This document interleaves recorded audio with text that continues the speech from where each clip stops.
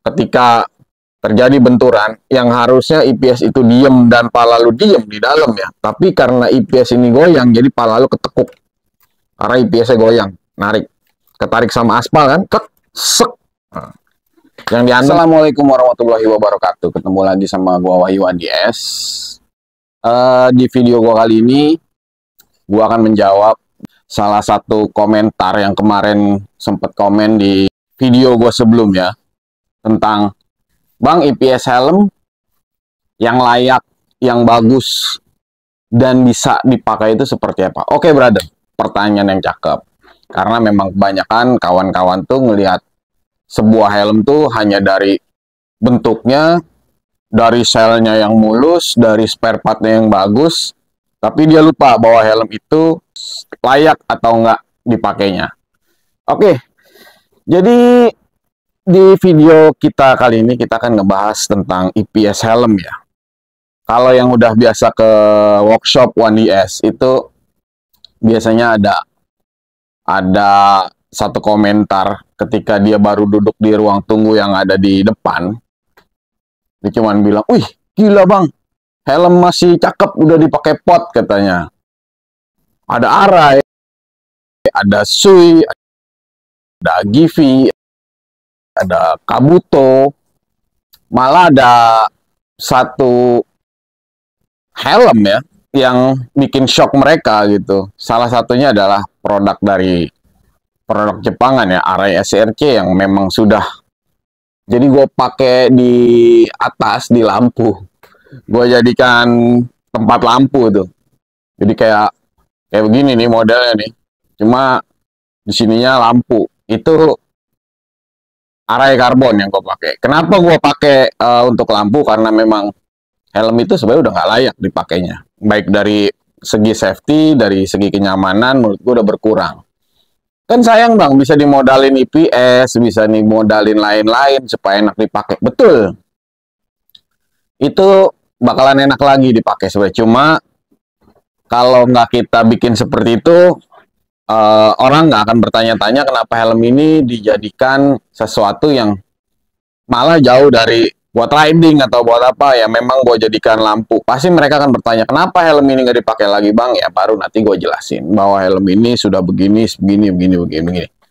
Oke, jadi tanpa panjang lebar kita akan cari helm yang memang sudah tua dan memang sudah tidak layak dipakai untuk riding sebenarnya. Kalau riding sih masih oke-oke aja sebenarnya.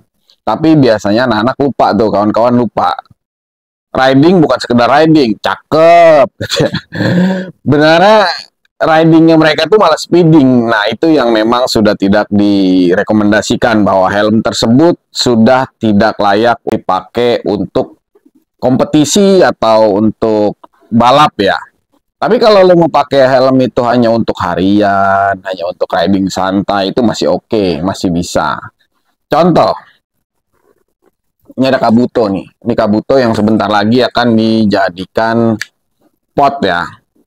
Ini kalau bisa dibilang sih masih cakep, masih layak, belum ada lecet, belum ada baret. F5F Kabuto, masih cakep, masih layak. Belum ada retak, belum ada dent, masih cakep banget. Cuma ini memang helm sudah siap-siap untuk dipakai menjadi pot ya. Karena snellnya sudah 2010. Snell 2010. Kan masih bisa bang dimodalin biar enak. Betul. Tapi bila kita mengacu sama standar safety, helm ini sudah tidak safety. Tidak safety-nya dari mana? Bukan dari sekedar shell-nya doang, tapi dari IPS-nya. IPS itu ada standar pemakaian. Maka itu banyak kawan-kawan yang bilang, helm setelah 5 tahun itu expired. Benar, memang expired. Tapi bukan dalam expired tidak bisa dipakai sama sekali, bukan. Masih bisa dipakai selama belum pernah crash. Artinya, tidak ada lecet, tidak ada baret, tidak ada retakan, tidak ada struktur yang berubah. Nah, kalau yang kayak seperti ini kan bisa dibilang walaupun masih bagus, tapi nggak bisa dipakai karena apa? Karena IPS sendiri itu punya masa pakai. Jadi, Yang dibilang tidak layak itu sebenarnya bukan tidak bisa dipakai, bisa dipakai. Tapi EPS ini untuk meredam benturan supaya si ridernya safety, itu dia sudah sangat jauh berkurang. Karena apa? Karena EPS itu punya umur. EPS itu akan berkurang 2% setiap tahunnya. Berkurangnya itu bukan berkurang menyusut, dia bukan, tapi berkurang daya redam bila mana terkena impact pas jatuh. Yang harusnya dia bisa meredam ya. Ketika kita jatuh dia meredam, tapi dia sudah kurang daya redamnya. Nah, itu berkurang 2% setiap tahunnya. Jadi kalau helm ini Snell-nya aja udah 2010, helm itu layak dipakainya katanya 5 tahun ya. Akan dia ada perbaruan Snell lagi, biasanya di 5 tahun berikutnya 2015 ini helm sudah berkurang masa pakainya. Jadi itu untuk helm-helm yang bisa kita bilang standar pemakaian harian. Kalau di balap lebih gila lagi. Tahun ini ada di MotoGP 2021 gitu. Nanti MotoGP 2022 dia udah harus ganti helm yang baru karena memang dilihat dari kelayakannya. Apalagi helm itu udah pernah jatuh, itu langsung benar-benar nggak boleh dipakai dan memang harus dipensiunkan. Jadi si sponsor helm pasti akan mengganti dengan helm yang baru. Karena apa? Biasanya helm itu ketika terjadi benturan, memang luarnya masih terlihat bulat, walaupun hanya ada lecet ya, terlihatnya bulat. Tapi biasanya EPS-nya itu udah peyang. EPS-nya itu udah nggak bisa dipakai, EPS-nya itu udah sangat berkurang daya redamnya. Sama kayak yang kemarin di AGV, yang jidatnya udah mundur. Nah, itu seperti itu, dia sudah kempes, jadi daya serap benturannya sudah hilang sama sekali. Bila mana helm itu mungkin terjadi crash kedua, kemungkinan besar akan terjadi cedera pada otak atau pada kepala. Maka dari itu, EPS itu sangat concern ya. Banyak kawan-kawan yang ngambil helm tua, banyak beli helm tua, dibagusin lagi. Tujuannya untuk dipakai, entah dia speeding, entah dia balap, entah dia San Mori. Ya kalau masih San Mori, santai masih oke ya. Tapi kalau udah speeding, kalau udah racing, kayaknya itu udah, menurut gua, janganlah. Karena memang dari umur EPS-nya sudah jauh berkurang. Banyak yang masih pakai RR4, RR3 dibagusin lagi. Boleh kalau hanya sekedar untuk kopdar atau hanya sekedar show off, atau hanya sekedar mungkin punya-punyaan masih oke. Tapi kalau untuk kira-kiranya gaya riding lu seruntulan, gaya riding lu masih salip-salipan, gaya riding lu masih racing banget, saran gua jangan dipakai.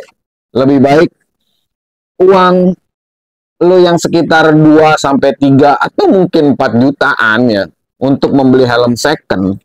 Saran gua lebih baik lu cari helm lokal yang memang sudah standarnya bagus, standarnya sudah composite fiber tapi baru. Nah, itu lebih gua sarankan dibanding lu ngangkat helm tua yang harganya udah lumayan di atas 2 juta tapi lu hanya ngejar merek ya. Contoh lah ke helm tua begini. Yang penting arai, Bang. Dipakainya pasti enak, betul, dipakainya enak. Tapi kalau sudah tidak bisa melindungi lu dari satu benturan, buat apa? Lebih baik lu pakai helm lokal yang masih baru, memang lu beli masih baru, kondisinya masih sehat, lu pakai itu. Karena dari faktor umur, helm ini benar-benar masih terjaga ya. Tapi dengan satu syarat, lu juga tanya juga sama tokonya yang jual. Ini helm tahun produksinya tahun berapa? Itu bisa dilihat dari dalamnya. Dari EPS-nya bisa kelihatan. Kalau di sini 2010 bulan 5 tanggal 15 ini helm ini. Kalau dilihat dari Pride, ya siapa yang nggak kenal Kabuto, pembalap MotoGP pakai Kabuto. Tapi orangnya sudah sangat-sangat concern sama kesehatan, sama keselamatan. Akhirnya helm ini diserahkan ke gua. Waktu itu dia cuma ngambil karet-karetnya doang. Dia ngambil karet-karetnya, helmnya Ini bang buat lu. Ongkos lu nyabut sama masang karet di helm dia yang baru, gua kasih helm ini karena helm ini sudah tidak layak. Menurut gua, bukannya karena gua gimana-gimana sombong atau gimana nggak mau pakai helm ini, enggak. Karena helm lokal yang sudah standarnya safety, yang masih baru, yang masih sehat itu juga udah murah-murah. Helm lokal juga sekarang banyak yang bentuknya bagus, banyak bentuknya yang udah racing, banyak yang standarnya malah sudah dipakai untuk balap internasional, itu juga udah bagus. Lebih baik mencari helm itu dibanding pakai helm yang tua. Nggak ada yang menyalahkan lu pakai helm tua, sebenarnya nggak ada. Helm tua lu pokoknya sah-sah aja lu pakai. Cuma memang bukan untuk kepentingan racing. Kalau untuk kepentingan hanya standar-standar aja, jalan, riding, santai masih oke. Nah, kayak gini-gini nih helm baru nih. Ini sudah sangat standarnya, udah standar luar biasa racing ya.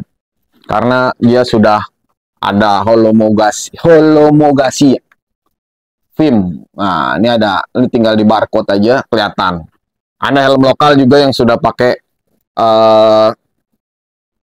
barcode seperti itu juga udah ada.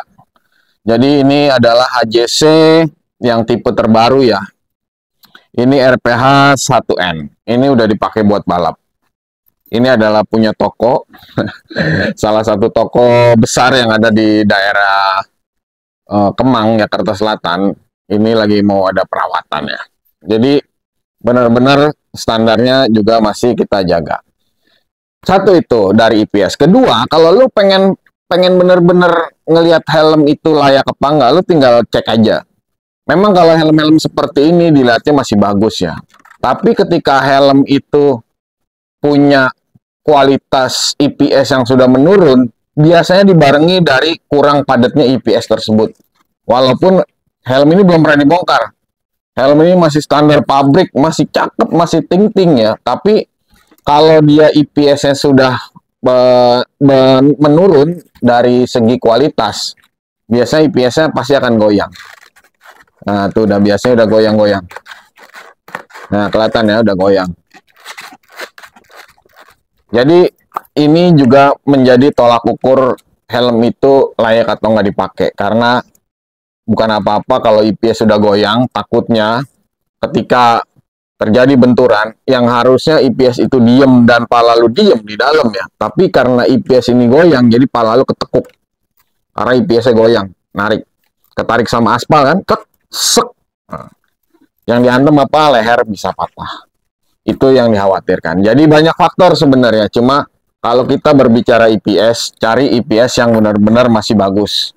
Ketiga, lihat dari kelayakan IPS. Banyak kawan-kawan yang salah pada pemakaian parfum helm, biasanya pada disemprot langsung ke IPS. Nah, itu salah. Karena apa? IPS sangat rentan sama yang berbahan kimiawi kuat ya. Kayak solvent atau apa, biasanya IPS itu pasti akan mengalami perubahan bentuk atau perubahan kelihatan lah ya. Jadi kayak ada korosi ya, kayak terbakar. Jadi pas dipegang tuh dia keras.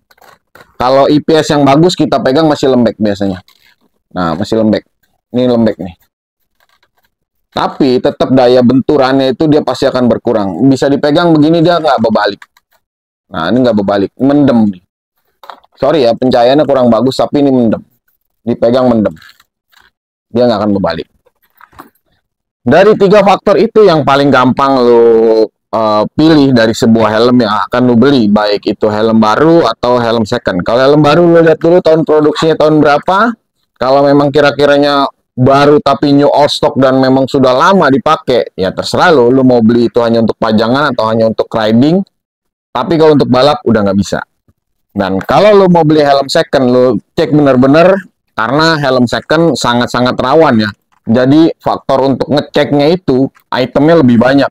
Baik dari spare part, inner, eksterior, IPS, shell-nya juga harus dilihat karena banyak yang biasanya helm sulapan juga banyak.